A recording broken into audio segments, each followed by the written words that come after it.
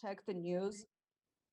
They check the news that is spread on websites, on social media, the statements of politicians, of others, and there are some platforms, some websites that have this section of fact-checking. So besides reporting the news, making interviews, they also have the fact-checking section. And there are some media outlets that have fact-checking team inside their newsroom that check the news, the investigations before they publish. So this fact-checking has different purposes for different media outlets. What I'm doing is just following the news and checking the news that sounds suspicious to us. And for fact checkers, it's very important to mention that we do not check opinions. We check only facts. And sometimes there is news that is not, that we do not have opportunity to check. So they are not checkable. But when we check, we use only open source. It can be just different tools we can use to check the information, or we just go for some open sources like official statistics, or the initial source to check what is happening. When I say we go to check the initial source, it may sound weird, but sometimes it happens that people translate something wrong. They can take sarcastic news as something very serious. They can present it that way. We had that precedent in Armenia.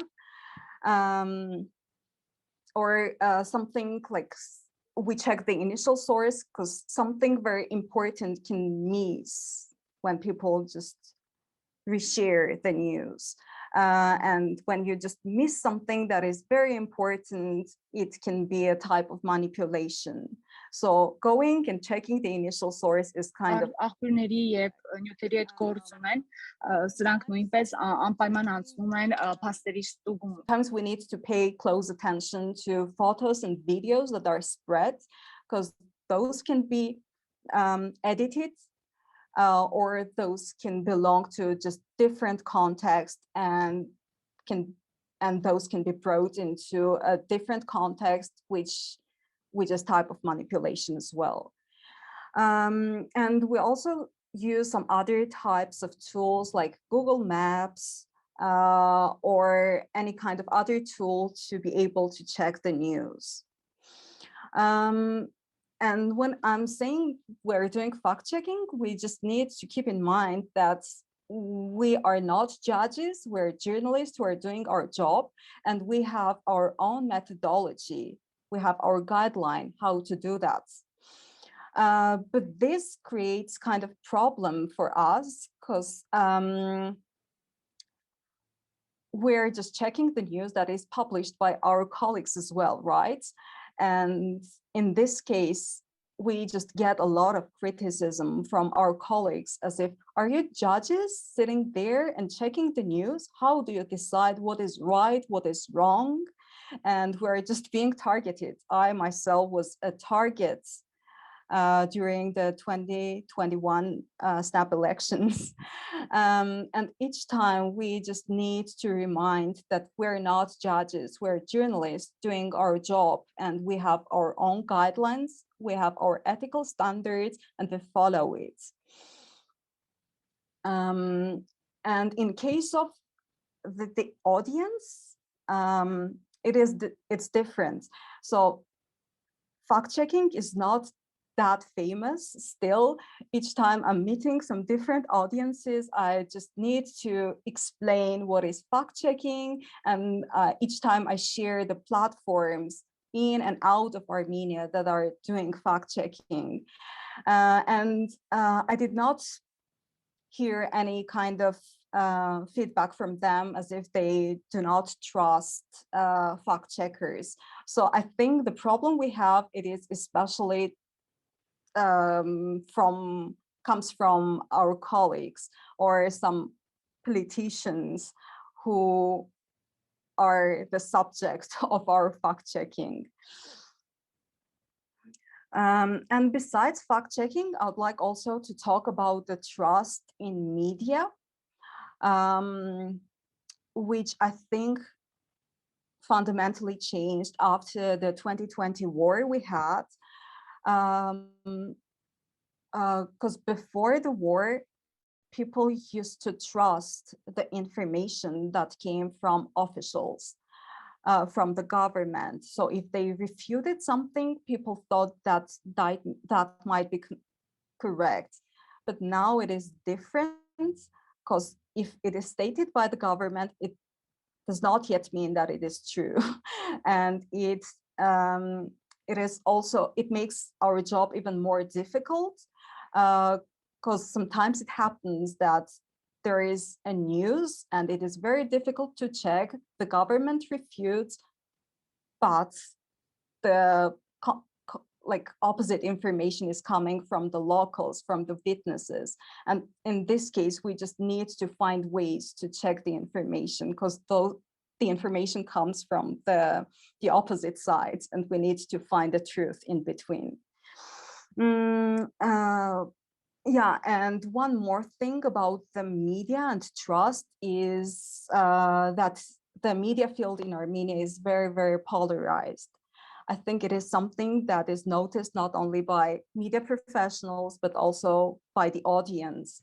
So we know that some media outlets have some political affiliations. They are affiliated to some political parties, to some politicians, to some organizations. And in this case, we have the problem with the trust.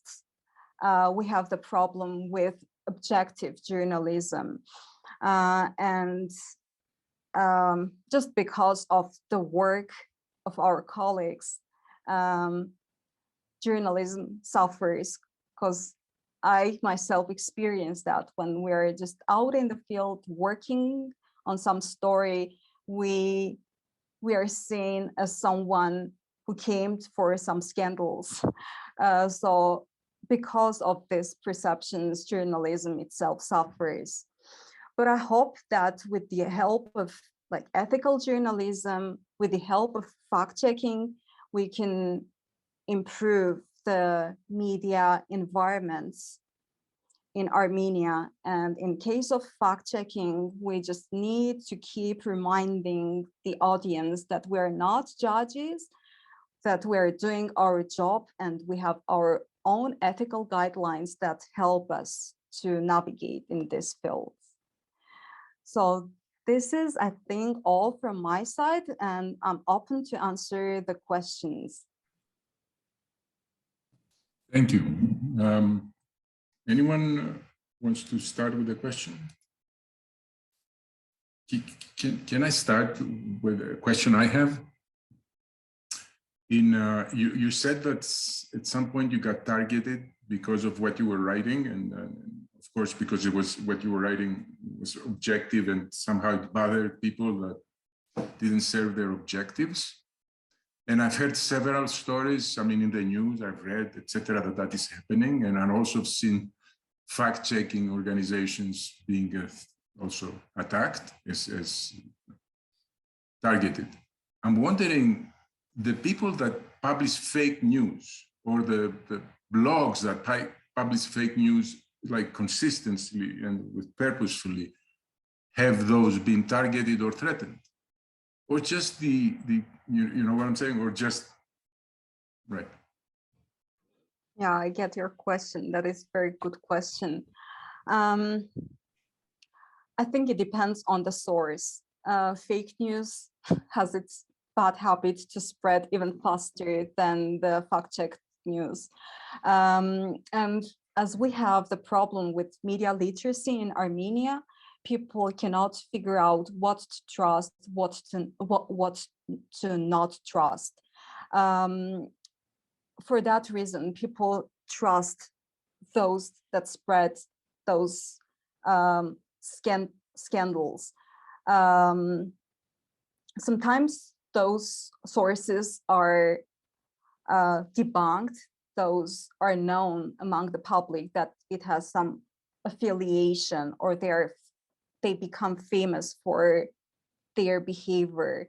But still we have the problem because of the media literacy problem, people cannot figure out whom to trust. I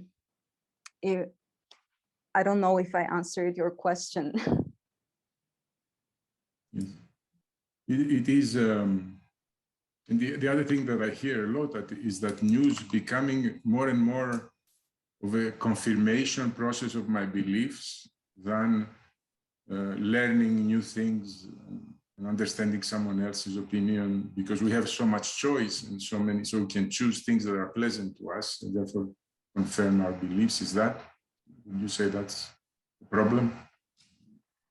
Sure, I see that problem. Social media has that tendency to polarize people, to show the opinion they want to hear, they want to read. And yeah, in this case, it also reflects on this field in trusting the source they want to trust, trusting the news they want to trust. It sometimes happens that in the time of crisis, fake news is spread that, you know, the Russian president made a claim supporting to Armenia, and it sounds like very pleasant to the audience because it is kind of encouragement that Armenia needs and it gets.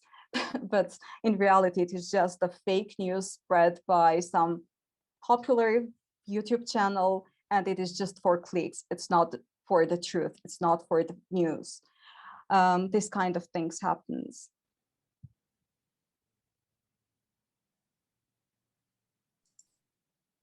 Questions, everybody?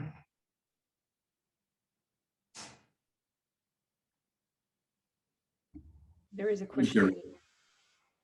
I have a question, and I saw there is a comment too, but maybe you could answer the question, the comment first, then I'll ask, or doesn't matter.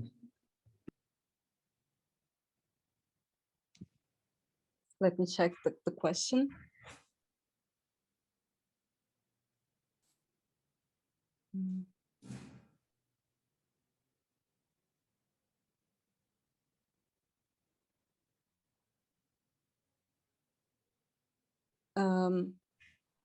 If I get it correctly, then you're asking about the Facebook fact-checking tools, which is not done by ordinary users.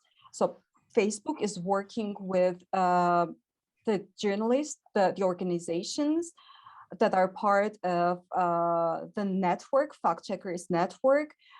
So Facebook works only with those organizations which are part of that network. And in this case, it's not that they label some information based on just ordinary users. It's done by the fact checking is done by specialists, by fact checkers who have some knowledge, who have some skills. So in this case, I think this is something very good, because if you just try to share your fact-checked news, it does not spread as wildly as the fake news is. So so I think it is very helpful tool, and social media should install some new tools to help the fact checkers with their work.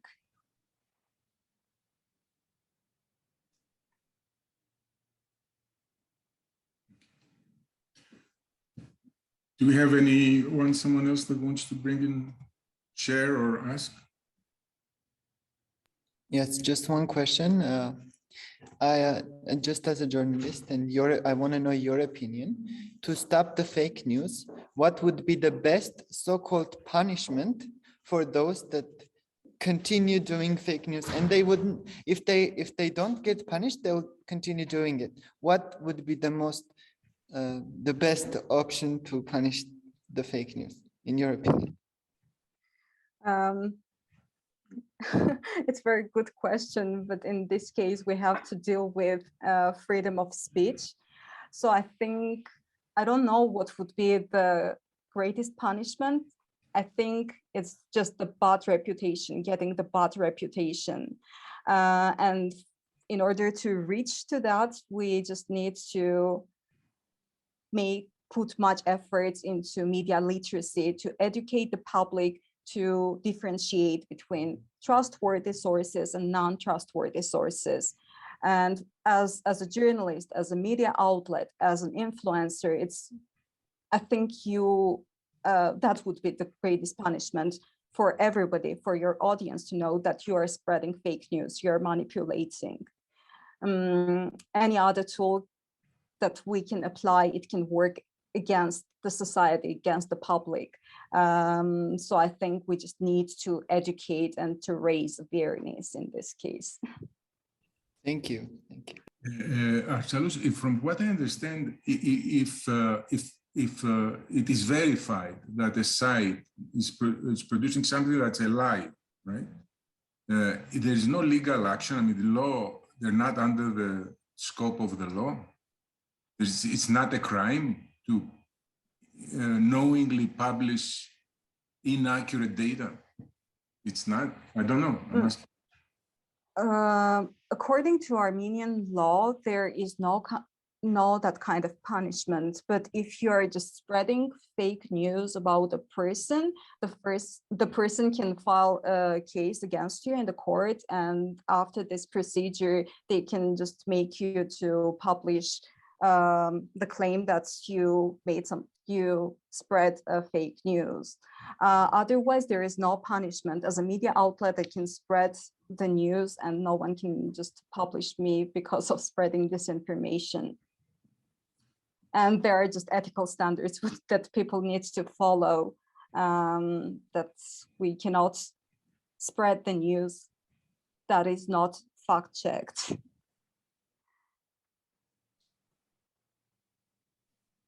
Anyone else wants to contribute or ask? Yeah, I wanted to ask a question. You said that Armenians lacking in media literacy. To your opinion, why? And what we can do to solve this issue? I think media literacy is the problem that different countries, like many countries, face. Just for Armenia, it's like people get their gadgets and access to internet, and there are a lot of sources spreading news, and it's very hard for the people to understand that not everyone is the media outlet you can trust. I think it is something very elementary. So in order to teach people how to read, you need to teach them the letters, the grammar. And in this case, we just gave the tools to the public, but we also need to educate them, to teach them how to use those tools. And we also need to raise awareness, to inform them about the dangers, about the risks that are out there in the internet. And how can we do that? I myself, as a journalist, I have this kind of meetings with students, with other groups. I do some trainings and workshops for those who are interested in. Some media outlets make some media products like short videos or guidelines to help people to navigate in the media field. And I think we also need to take care of our parents or grandparents who are using gadgets, and they are not that aware as we are, and we just need to remind them that whatever they read on Facebook, whatever they watch on YouTube, it doesn't yet mean that it is true. Arina, please. Arina, you have a question? Okay. Someone else has a question? We have room for one last, according to a time frame. Okay. Arshaluys, thank you very, very much for this very enlightening and interactive presentation.